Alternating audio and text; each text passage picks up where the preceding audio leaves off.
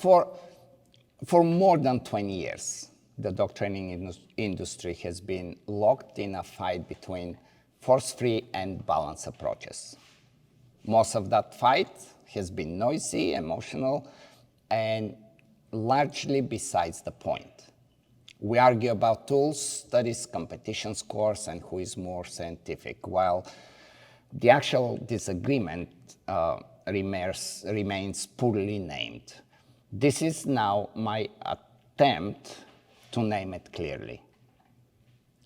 Unlike a verbally competent human, a dog cannot learn about hypothetical future consequence through explanation alone.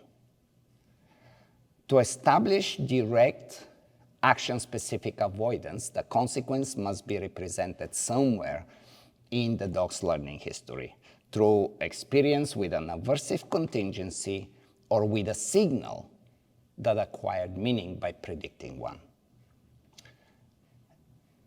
Every competent or every intelligent parent can tell a child in advance that cars are dangerous, how traffic lights work, where to look, and what can happen if the child runs into the street.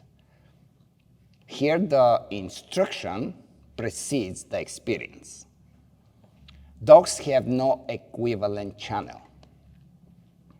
Categorical, force-free methods reject deliberately adding an aversive consequence to the prohibited action. They may communicate opportunity cost, non-reinforcement, restraint, redirection, but they do not intentionally establish the prohibited action itself as a predicting an added aversive consequence. These procedures can be highly effective at producing alternative behaviors and changing a dog's emotional response to whatever the trigger. A dog can learn to sit, look at the handler when a car appears, and the performance can look excellent. Yet, the dog has still not been given the information that approaching or interacting with the car itself carries a cost. Basically, the method has successfully deflected the dog, but it has not explained the danger. Balanced training can provide the information force-free ideology categorically refuses to provide.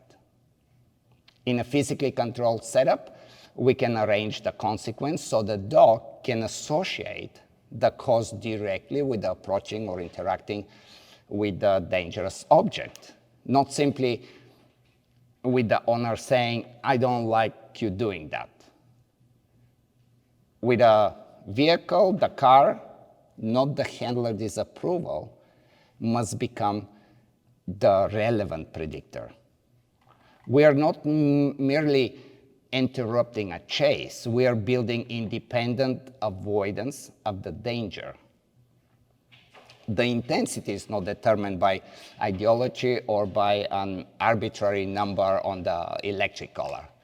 It must be meaningful enough for that individual dog to care, but of course no stronger than necessary to create clear learning. The trainer watches the dog, not the remote control in some cases. It could be that 1 or 2 additional applications may be needed while the association forms.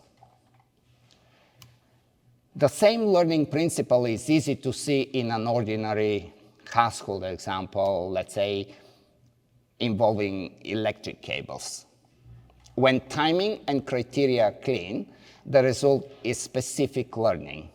The puppy can later lie next to the cables, rest its head on them, and remain relaxed in the same room, yet it's no longer chewing the cables. The environment is safe, the action is not. This is not non-contingent, delayed, or extreme punishment. It is the dog receiving information that verbal explanation cannot provide. Let's imagine playing hot and cold game while refusing to use one entire category of negative feedback. We basically don't have the cold.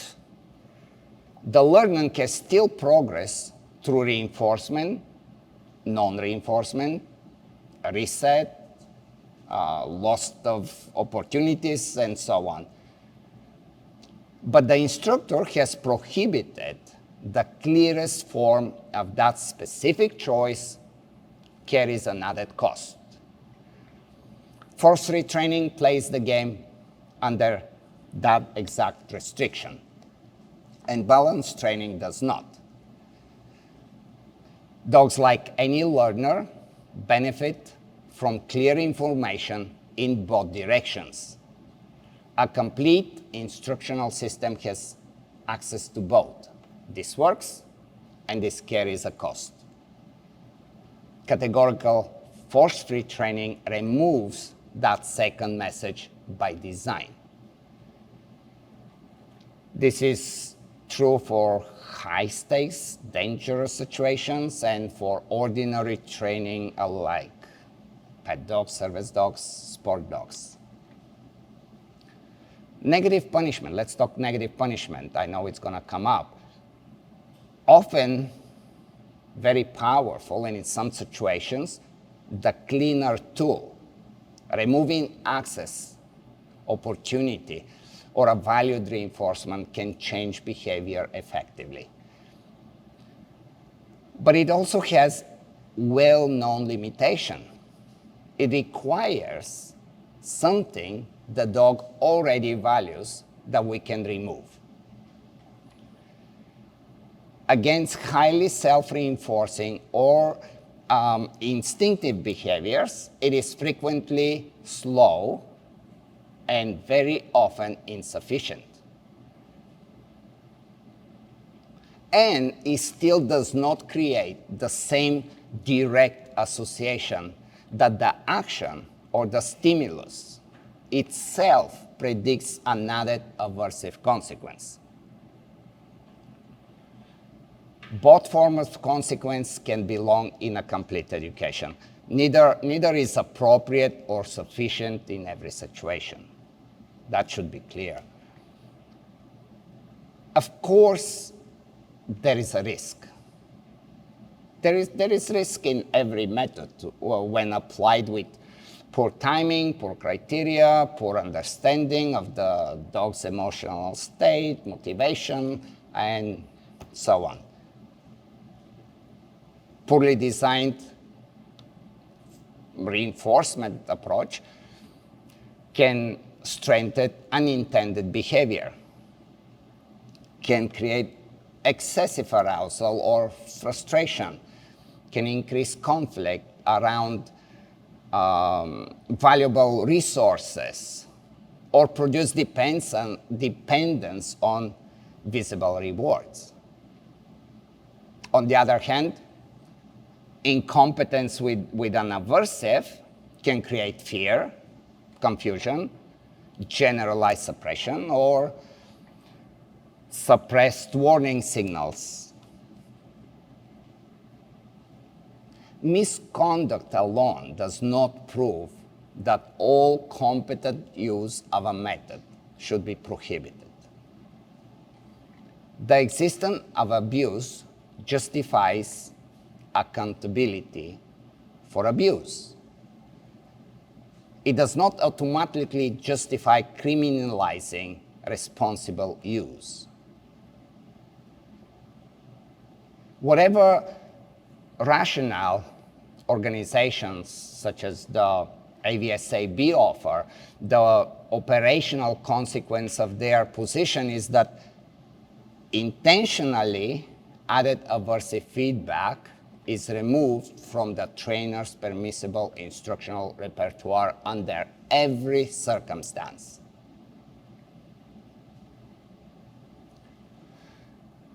In practice, bans can drive underground,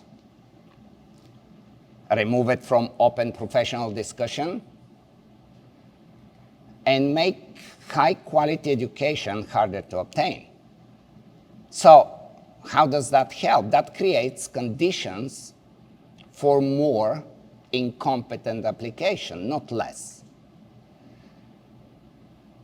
The rational response to real risk is better education, clearer standards or contingency and timing and honest examinations of both the benefits and the failure modes. At the most basic biological level, living organisms approach what benefits them and avoid what harms or costs them. You can call it a biological law, a survival principle, an adaptive mechanism, whatever. The terminology does not change the reality. Life depends upon both approach and avoidance.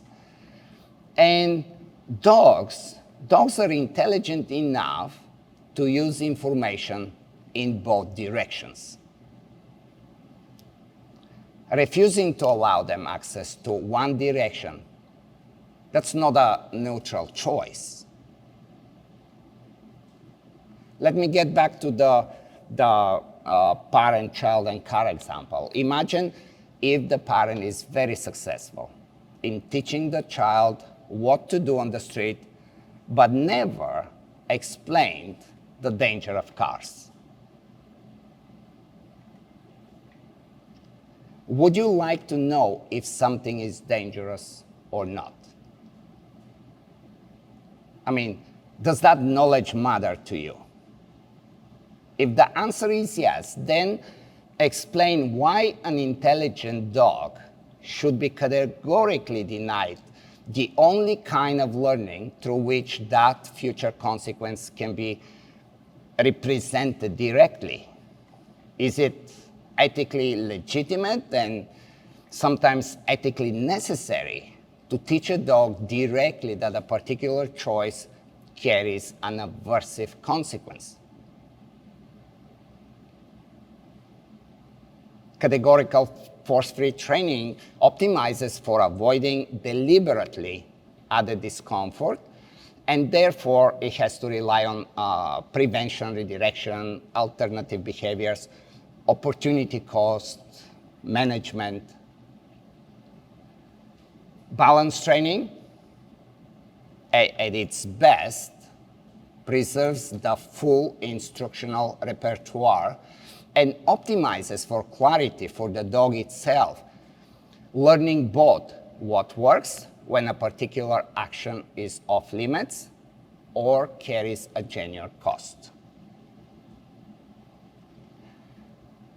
Sure, both can produce reliable behavior.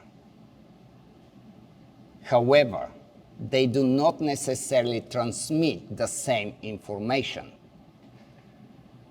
And that is what we have been fighting for the last 20 years. I think once that difference is stated this plainly, the rest of the debate becomes secondary.